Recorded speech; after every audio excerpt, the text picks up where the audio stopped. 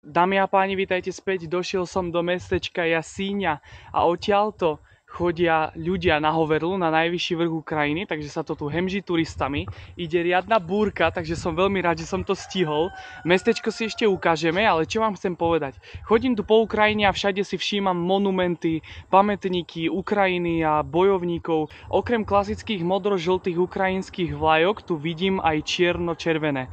To sú tzv. Vlajky Bandera. Stefan Bandera bol ukrajinský nacionalista, ktorý v 30. a 40. rokoch 20. storočia bojoval za nezávislosť Ukrajiny. Ale potom, ako nacistické Nemecko taktiež neuznalo samostatnosť Ukrajiny, dámy a páni, Stefan Bandera skončil v nacistickom koncentračnom tábore. Dnes je však Bandera mnohými vnímaný ako symbol odporu proti totalitným režimom, sovietskému aj nacistickému. Muž, ktorý bojoval za to, aby Ukrajina nebola podriadená Moskve. A proruská propaganda označuje Ukrajincov za nacistov, aj keď je to úplne mimo reality. Je to jednoducho účelové nálepkovanie, ktoré má vytvoriť obraz o Ukrajine ako o zlej. Mestečko Jasíňa a ďalší monument vojny. Pozrite sa, koľko bojovníkov, koľko hrdinov, ktorí bránili svoju krajinu. Žijeme v úplne inom storočí, v úplne inej generácii, v úplne inej dobe, kedy je jasné, kto je agresor a kto sa iba bráni.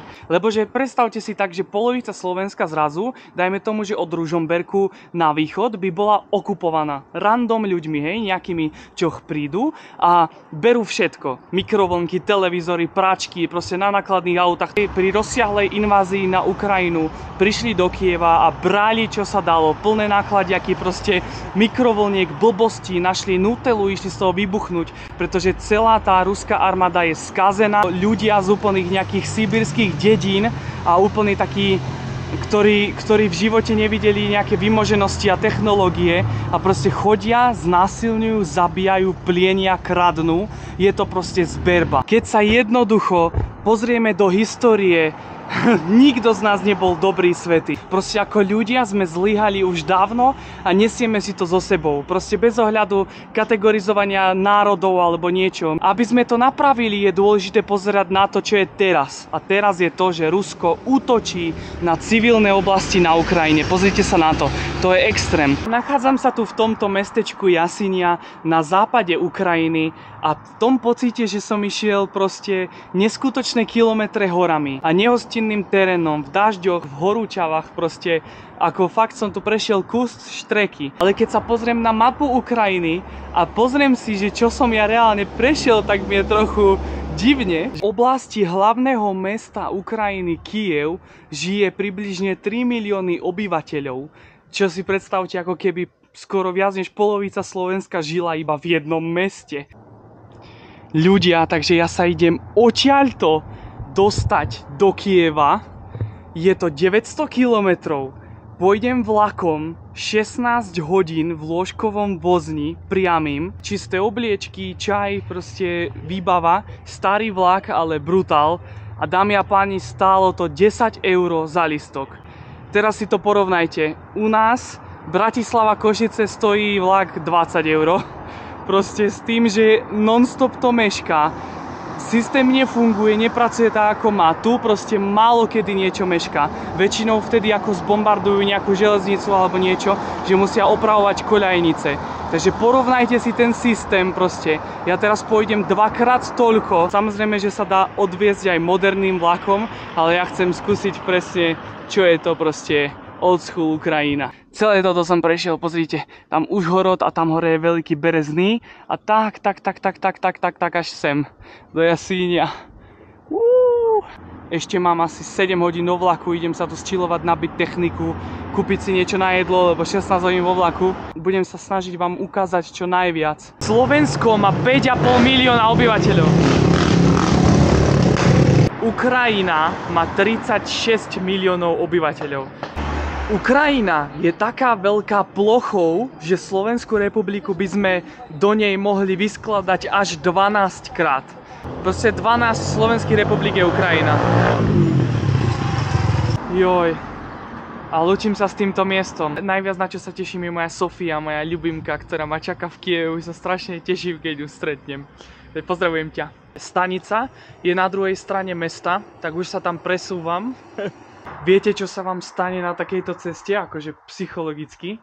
Že každý ten deň je strašne veľa podnetov a vecí, čo nečakáš, na ktoré nie si zvyknutý, lebo každý má nejaký harmonogram, že vtedy idem do práce alebo do školy, to je jedno proste, ale tu ťa furt niečo prekvapuje, nevieš, čo bude za tým ďalším rohom, nevieš proste, že čo bude za tým ďalším kopcom, keď som teda kráčal, ako tam bude vyzerať civilizácia a všetko nevieš, proste nečakáš, to prídeš a nechápeš, všetko ti dáva furt nejaké hity a tým pádom sa to strašne zdá, že to trvá dlho.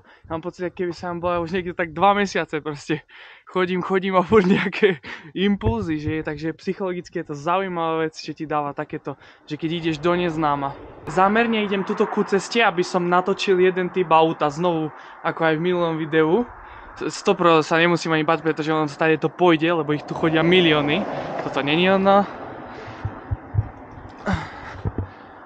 Kde si? Napíšte do komentu, že čo je to za typ auta. A ak chcete na ňo náhradné diely, že ho máte na záhrade staré, alebo že nejak ešte veríte, že vám pojazdí, tak tu na Ukrajine zožijete 100% také dobre kvalitné náhradné diely, pretože toto jazdí furt. Mám pocit, že tu na Ukrajine som jak na prehliadke tohoto typu a chodia tu ľudia s rôznymi tuningami a vylepšeniami a zaujímavými akože dizajnami tejto mašinky, je to zaujímavý vibe, je to dobrý vibe. No, snažím sa aj tak objasňovať ten systém a tej krajiny a preto som hovoril aj tie fakty a zaujímavosti, no hlavne kvôli tomu, aby ste pochopili, že Ukrajina je krajina, ktorá nás chová do zadku v toľko veciach, že to je priam neuveriteľné. Tu proste tento systém, čo oni tu majú svoj a to, ako oni sú hrdí a národní a jak oni stoja a bojujú proti takému protivníkovi, proste, že reálne oni to proste brania. A sú tu tí ľudia s tými traumami a vidíš to proste. Ja neviem ináč stále, že či je tu na tých motorkách proste už tak morálne alebo zákonne dovolené chodiť, pretože tu aj taký centrum, že už sú tu, vieš, vojaci, policajti a oni proste tu mastia, tí dedinčania na tých motorkách proste hore dole, je to úplný vibe, idú proste, no a tu diely na motorku, to je vybavená krajina, ja to nechápem, fakt som z týchto takých malých vecí očarený.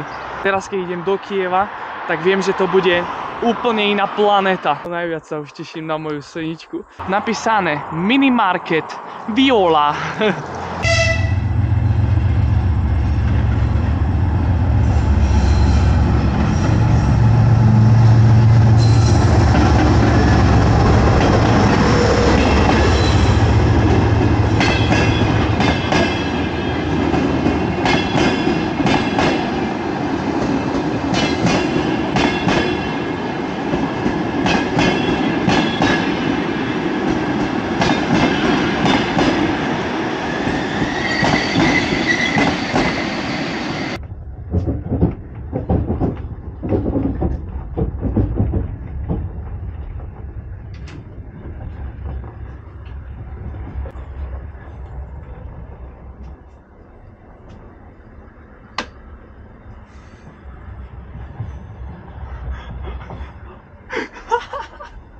Nepochopil som normálne, ľudia, vlak na šupu, dostaneš takýto vačok, uterák a obliečky, vidíte, že to je UZ, Ukrajina železnice.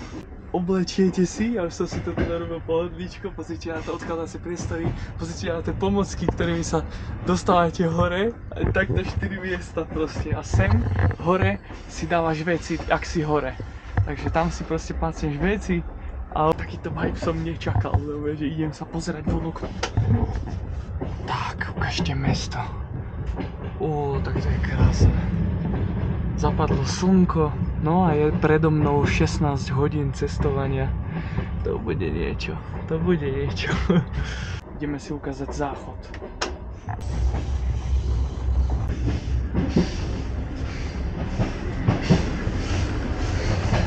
Toaliet. India, kámo. Klás, kámo. Sila. A viete, ako sa tu splachuje? Precíte tento mechanizmus.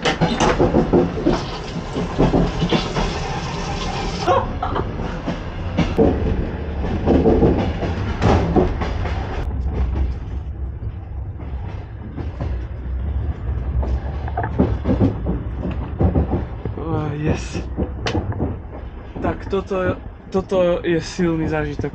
Ľudia, idem sa uložiť, idem otestovať takýto climb V3. Áno.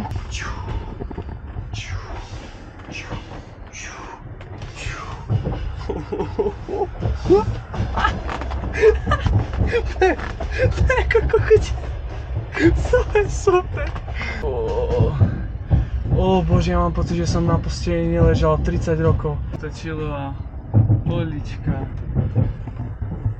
Hodnotím 10 z 10 za takúto cenu.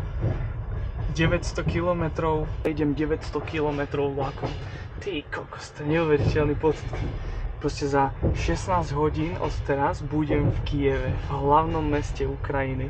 Čo ti dáva, no, to bude brutálny teleport. Pojem zuby umyť a... Joj, toto je zaslúžený oddych po tom traile. To akože fú, tak to je mocné.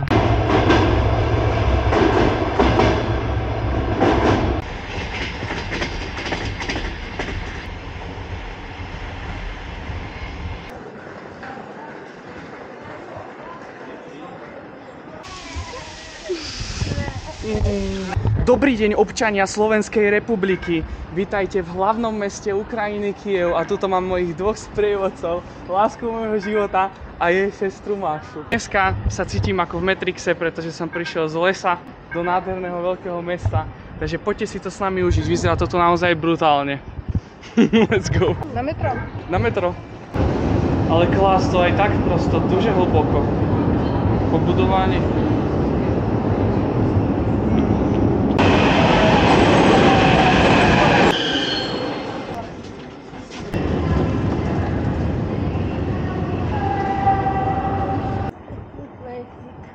Mne sa veľmi páči, je to tu nádherné, krásne, smiešne, prikolné. Ty pokaži sebe a ja poviem ľuďom. Ľudia, bez tejto osoby by naša zbierka ani nebola, pretože ona nám rekomendovala urobiť zbierku presne pre tento tábor. Takže dámy a páni, toto je Líza. Líza, привіт всім. Proste je to animatorka. Sme А to це spolu. Маша, це я. Це був spoločný projekt. Так.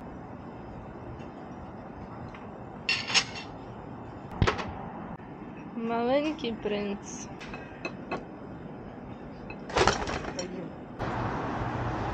От Ужгород.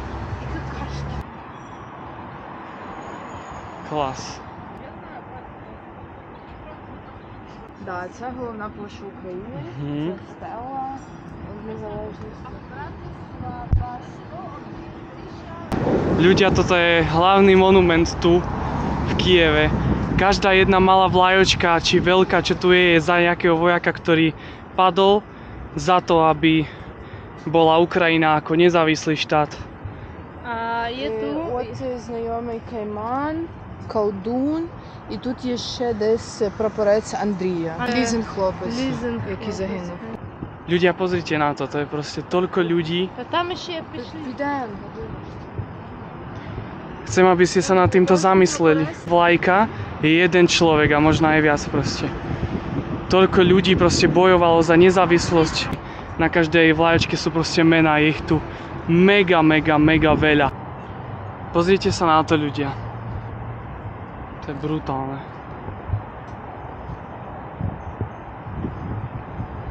A vy, ľudia, v komentároch budete non-stop dávať, že vlajka, bandera a neviem čo.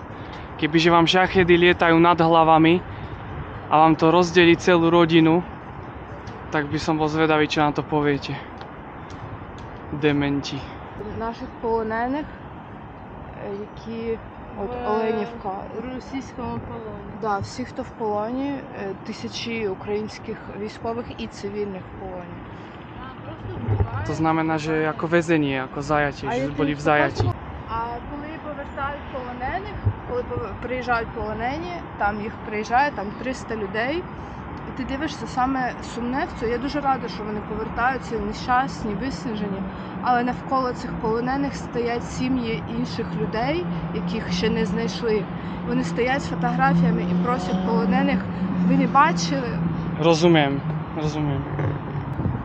А Оленівка це був організований Росією теракт з військовополоненими. З військовополоненими майже 200 полонених загинуло, і потім інші були поранені, вони їм не надавали допомогу. І з мого університету хлопчик пройшов Оленівку, він повернувся вже з полону. Він був там.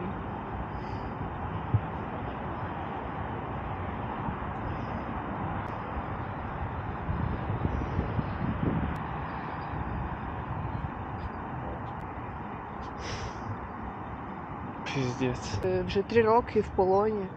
І далеко не всі повернулися, і багато кому з них в Росії видали строк і посадили в колонію, в тюрму. Розумію. Да. От 2 бараки, в яких були Азов, і підірвали один з цих бараків зсередини. А для пропаганди вони сказали, що це Україна обстрілює своїх військовополонених. Toto máte proste, je to propaganda, toto máte odkaz. Proste si to naozaj uvedomte, že to tak je. Jedného dňa to môžeme byť my, na koho prídu Rusáci a budú na nás útočiť, plieniť, kradnúť a znásilňovať. Môže sa to stať proste hocikedy. Ukrajina stojí medzi nami. Дали змогу надати допомогу побратимам. 6 годин після вибухів поранені азовці не отримували медичної допомоги. І тільки потім їм допомогли. А багато хто загинув за ці 6 годин. Sme na bytíku Máši, Sofínej sestry. V tomto momente je alarm vonku, sirena, takzvaná povytrná trevóha. Na Kyjevu letia šachedy a možno bude dneska večer balistika, ale do aplikácie na Telegram tak funguje celá táto krajina. Je taký monitor, radar, do aplikácie ti príde upozornenie, čo letí, koľko toho letí, aký typ, či to je raketa Iskander, alebo šachet drony, alebo čo, na akú oblasť. Vec, ktorú sme si nepovedali, je to, že tu v Kyjeve, aj na východe Ukrajiny, kde je vojna, je tzv. Komandantská hodina. To znamená, že po 12. hodine nemôžeš vychádzať von. Ak ťa nájdu, tak je to veľký problém, že ak ťa nájde niekto, že si vonku akože v tej hodine. Sme v hlavnom meste a armáda funguje tak, že oni tieto rakety a drony zbývajú. To znamená, že oni sú v takom poste, kde majú termokameru a snímajú to, ten vzdušný priestor, a vždy, keď tam niečo je, tak pošlú tam dávku takým veľkým guľometom vysokokalibrovým, ktorý to zbije a ono to potom spadne ešte niekde do poľa, ideálne. Keď sa to nepodarí zbiť, tak to letí na mesto. Proste sú to ľudia, ktorí strážia vzdušný priestor nad mestom. Je to ich práca. Proste to robia v tomto momente. Teraz je priamo nad nami niekde. Sa hod do poľa, hej, hoď sa nazad tam. Aj takto vyzerala noc s jednotkou protivzdušnej obrany Mangust. Chlapi, ktorí dobrovoľne strážia nebo nad svojimi domovmi, sú bežne vo svojom zamestnaní a striedajú si služby za guľometom. Náš štáb dostal možnosť vidieť ich v akcii. Pred 9. večer prichádza telefonát, že sú drony vo vzduchu. Ideme na pozíciu.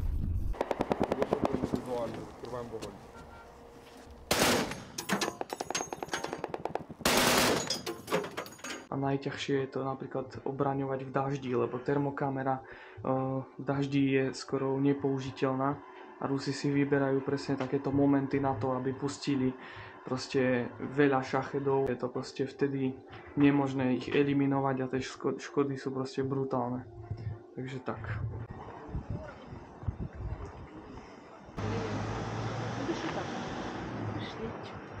Щоб не піднімався там вгору.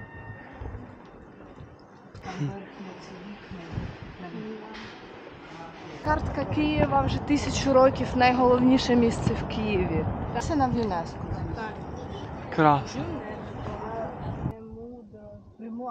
Сила Божа і премудра. 1000 rokov. 1000 rokov z 11. storočia toto. Прикинь, 1000 років дозаду. 1000 rokov. Ľudia, to je všetko mozaika, to nie sú maľby. To je všetko mozaika, mini kamienkami, vytvorené, vyskladané do takýchto obrazov. To je nenormálne. Aj tieto kraje, tieto stĺpy až do hora, do stropu, to je všetko urobené z mini malých dielikov, kociek. Tak toto bol vchod do Kyjeva, keď bol Kyjev ešte v hradbách. Toto bol priam vchod, tak to boli hradby, proste doľava, doprava. Teraz je to tu samozrejme už úplne iné, ale je to historická záležitosť. Mestečko, proste furt sa niečo deje, všetci jazdia hore dole, každý v nejakom príbehu. A toto je kávička robená na piesku, vyzerá fakt naložene. Metro stojí 17 centov. Metro ide cez celú rieku Dnieper a my sme teraz na ľavom brehu. Kyjev sa nejak asi delí, že pravý a ľavý breh. Teraz sme sa teleportovali na ľavý breh. Vyzerá to tu veľmi zaujímavo a zábavne.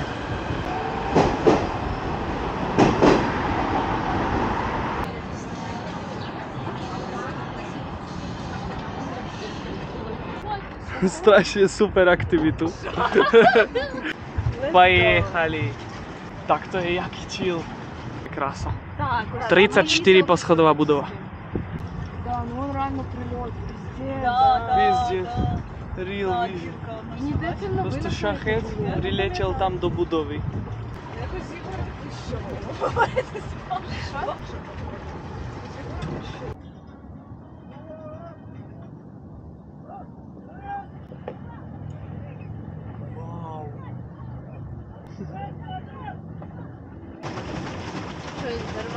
Ну яка краса.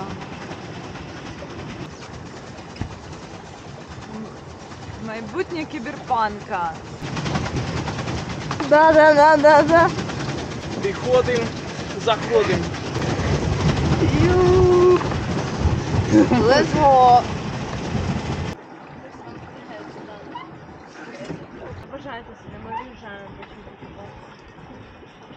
Naša zbierka má oficiálne hodnotu 30 734 hrivien. Takže spolu sme dokázali toto. Ďakujeme vám. V mene nás i v mene organizácie Volunteer Home tábor plný dobrodružstva, hier, bezpečia a dobrých podnetov pre rozvoj. A to je to najdôležitejšie. Pomoc niekomu, kto to potrebuje. Vy ste pomohli, môžete mať fakt dobrý pocit a ďakujeme vám, že ste s nami. Дякую всім друзі, хто присилав нам кошти, хто був з нами і підтримував нас. Дуже вам дякуємо, Volunteer Home. Ми з вами і далі можемо робити якісь сумісні проекти. Запрошується Ословська Софія для виступу з м'ячем.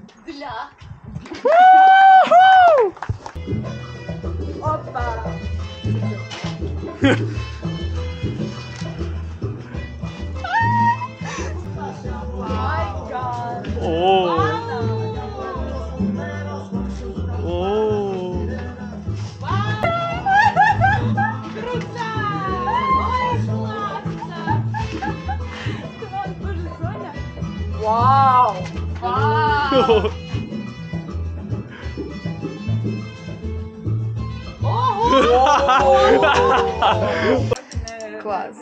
Гой!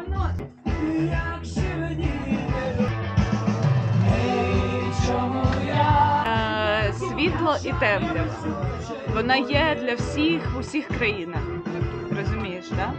Воно є всюди. Світло і темрява. І наш вибір завжди має бути за світлом. Що б ми не робили в своєму житті, ми все аналізуємо через те, щоб це був вибір за світлом. І ваші думки, вони мають прямувати тільки за світлом. Світло – це любов, добро, допомога, підтримка, дружба, радість в вашому житті. Це світло. Тримайтесь цього, робіть вибір до світла. Попробуйте салати. Які дві речі найбільше вразили тебе в Україні? Да, потяг. Да, потяг клас. Ложковý vozeň, proste ideš 900 km, ležíš si tam chill a iba tu. Ja хочу, aby ty rozkazala щось do vlogu za tvojho mužika, za tvojho čuvaka, борця. Ну, завдяки ньому ми тут сидимо. Це правда. У нас на Словакії просто багато проросійських зманіпулованих пропагандою, тому що вони ані не виїхають за кордон. Вони літають шахеди над головою, це не їх штука. Вони видять інстаграмовий ріл і і все. Це думки вже немає. А ви тут вдома, ви то відчуваєте úplne inak, на власній кожі. Niektorí ľudí proste z oblasti, kde пиздец, zažili пиздец proste. Takže tak. Я думаю, що він проходить пекло. Я думаю, що він дуже сильна людина. І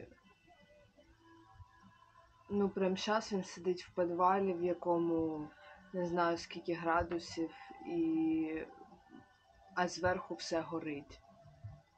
Да. І він там вже, я не знаю скільки днів. Для того, щоб ми могли бути тут. No. Да. Si to uvedomte, že to, aby ty pil doma kávu úplne v poriadku a vôbec sa ťa to netýka. Kebyže niečo priletí na Slovensko, tak všetci sa doserete. Všetci sa obkakajú i pôjdete tam dnes do Germánie. Toto je turniket, je to vec, ktorú použiješ, keď sa niekto veľmi zraní. To znamená, že môže aj prísť o nohu, o ruku alebo niečo.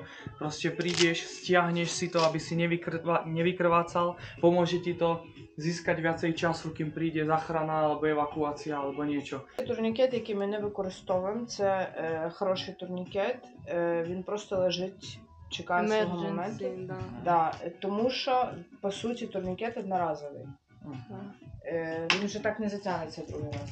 Тобі навчитися це робити однією рукою, будь-якою рукою, двома пальцями, як завгодно. To je vec, ktorá je tu doslova akože povinnosť vedieť.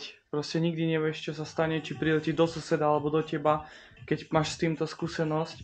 Takže prvú pomoc a tieto kurzy všetko to tu robia a poznajú a majú to zmaknuté. Takže není viac medikov v praxi ako tu na Ukrajine, čo musia zachraňovať ľudí, proste evakuovať a pripravovať na to, aby aspoň prežili. A rozmýšľať tak, že keď niekde priletí a je 30 mŕtvych a 60 zranených, tak si povedia, že OK, tak podľa toho, že ako je kto zranený, budú aj postupovať, koho zachránia, či je niekto moc zranený, či s niekomu už proste to nemá ani zmysel. Mašin rajon. Chcem s vami toto prebrať, že ľudia tak píšu o tých banderovcoch a neviem čo o tom, že Ukrajinci sú nacisti. Všetci sú tak zakusnutí do tej minulosti, že to není ani normálne. To je ako keby som prišiel teraz do Berlínu a začal by som tam vykrikovať, že vy, Hitler a neviem čo, zabil toľko a toľko Židov a Rómov a vy ste normálni a proste Hitler už dávno zomrel, Hitler je dávno po smrti, táto éra je za nami. Jasné, bolo to strašné, bolo to hrozné, proste to, čo urobilo, stali pamiatky, koncentračné tábory, úplné svinstvo, ale nikto proste nebude chodiť do Nemecka a nadávať, že vy Nemci ste urobili toto, my vám vyhlasujeme vojnu a takisto sa správate k Ukrajine, takisto sa správate ľudia k Ukrajine. Chodíte a banderovci a neviem a čo, keby to bolo predvčerom. Vy ste fakt nie normálni. To, čo sa deje teraz je to, že Rusko útočí na Ukrajinu, na civilné oblasti. Tá vojna není iba vojnový konflikt, to je vojensko-civilný konflikt, kde zomierajú ľudia, obyčajní ľudia, čo chodia pracovať, majú rodiny, deti a zomierajú tu a vy budete vyprávať, ja už neviem čo. Takto. Musím povedať, že keď som bol v tých Karpatách, v tých horách, tak mi to na tom ešte tak viacej záležalo dávať ľuďom do povedomia, že ako to naozaj je. Ale teraz, keď som tu v Kieve, aj si naozaj uvedomujem, že niekto to aj napísal. Ľudia, čo toto tvrdia, sú proste kričiaca menšina. My Slovensko sme taký malinký štátik, čo kričí, že banderovci, blablabla, to tak, jak keby nejakí malí psíkovia štekali, to je proste brutál. Tu je 36 miliónov obyvateľov, ľudí, ktorí dobre vedia, aké to je, keď ti lieta niečo nad hlavou, nejaká raketa, alebo dron, alebo niečo. To je proste, to nestojí za reč niekoho presviečať, nech si každý žije vo vlastnej jaskyni, ale pre tých, ktorých to zaujíma, a som rád, že to sledujete naozaj ľudia, že to chápete a že držíte s Ukrajinou, uvedomujete si, čo je to teror, takže pokračujeme ďalší deň v Kieve.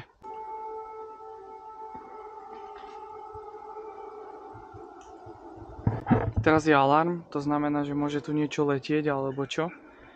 A keď počuješ toto, tak by si mal ísť do úkrytu, ale proste ľudia sú už iba zmagorení z toho, že oni musia furt chodiť do úkrytu 7-krát do dňa, že už proste ich to prestane baviť a nerobia to a potom niekedy priletí akurát do nich, no. Proste je to. Ale tak každý má svoju prácu, každý má svoje povinnosti, kde má ísť, kde má na aký čas byť, to sa tu nemení, to je normálny život, takže nikto nebude počas alarmu proste už sa niekde ukrývať, ale keď priletí, tak smola, no. Rusi útočia pravidelne v noci a večer, keď ľudia už unavení a chcú spať, tak vtedy ty už nič nechceš, len oddychovať a počuješ toto a vidíš v mobilke, že niečo letí na Kyjev, tak ty musíš akože ísť celú noc spať tam. Bunkri, že celú noc spať v bunkri, zoberieš si karimatku, spacák a jeste hromadne na zemi, nasačkovaný jeden vedľa druhého. Mali sme sa ísť pozrieť teraz do takej časti v Kyjeve, no ale babi ma volajú naspäť hore, kvôli tomu, že do monitoru prišlo upozornenie, že na balistiku. Dívajte, ďalšie. Dodatka za hroza balistiky v tomto momente. No, drony sú jedna vec, hej, oni letia a počuješ ich a možno dokážeš nejako dohadnúť, ako kde oni priletia alebo čo. Neletia tak rýchlo, ale balistická raketa, to ani nepočuješ, to proste priletí a zničí to celú budovu. Takže tu stojím tak akože dosraný pred týmto. Idem hore za babami, dohodnúť sa, že čo ďalej, že či ideme alebo neideme, či čakáme alebo čo. Lebo to môže priletieť hoci kde. Proste je to extrém.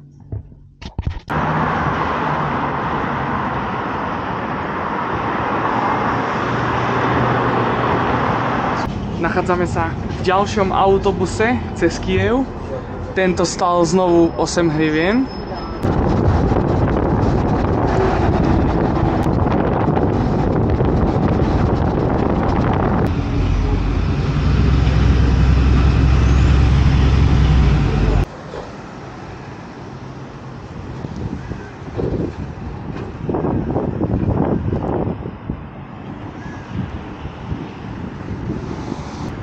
Gigantická kyčerka.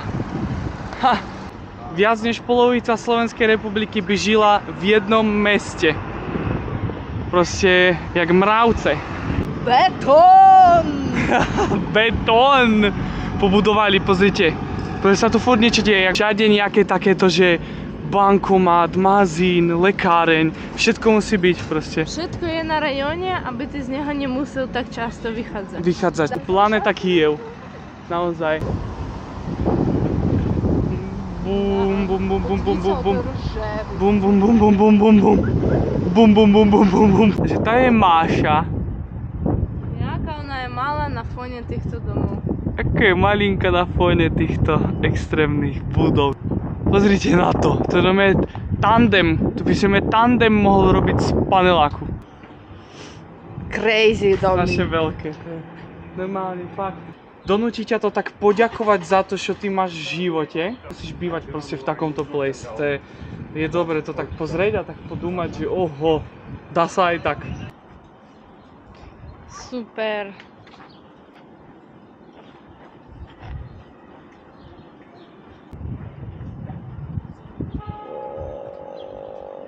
To je proste nekonečné.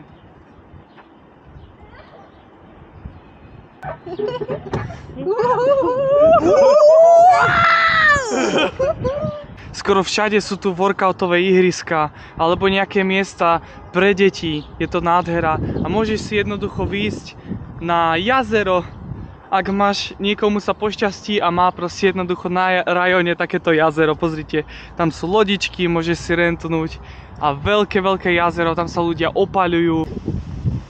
Takže dneska máme takýto deň.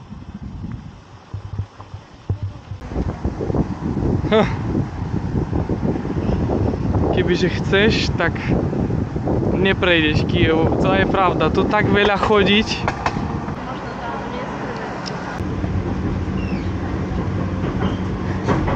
This is Анни Ахматової Street. Найближче укриття вулиця Анни Ахматової, 15. Povedali, že najbližšie ukrytie, že na ktorej ulici, že? Povedali najbližší bunker, že kde je. No, pozrite sa, všetci ľudia tady to idú na metro. Brutálnu exkurziu, za to ti ďakujem, naozaj. Vysvetľuje, ukazuje systém aj na internete nejaké sajty a ďakujeme, že máme takého dobrého guida. Podchode na metro. Proste podchod, ideme proste popod cestu a ľudia random. Turcia, Kytaj. Tapky. V porovnaní s našou krajinou je tuto... v porovnaní u nás, toto je tu tak často a tak veľa, že ľudia niečo predávajú tak. Ale že naozaj, čo sa týka toho množstva, že takéto malé trhy sú tu na každom rohu. Proste predával baterky. A rôzne druhy batériek. Budovy, doprava, všetko pracuje. A zaujímavé pozrieť na toto miesto, keď je 23:00, lebo tu není absolútne nič. Absolútne nič tu nechodí, žiadne auta, nič, pretože je komandantská hodina, zákaz vychádzania, stop chaosu. Proste, keby sa to vyplo.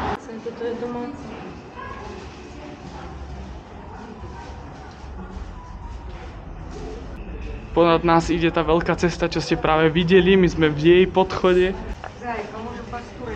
Super. To je napísané, že zákaz predaja čohokoľvek. 15 000 hrivien pokuta. A ľudia predávajú si hneď tak random pod tým, pozrite. A to ide tam proste. To ide. To je super. Zákaz predaja a proste fronta ľudí, čo predávajú.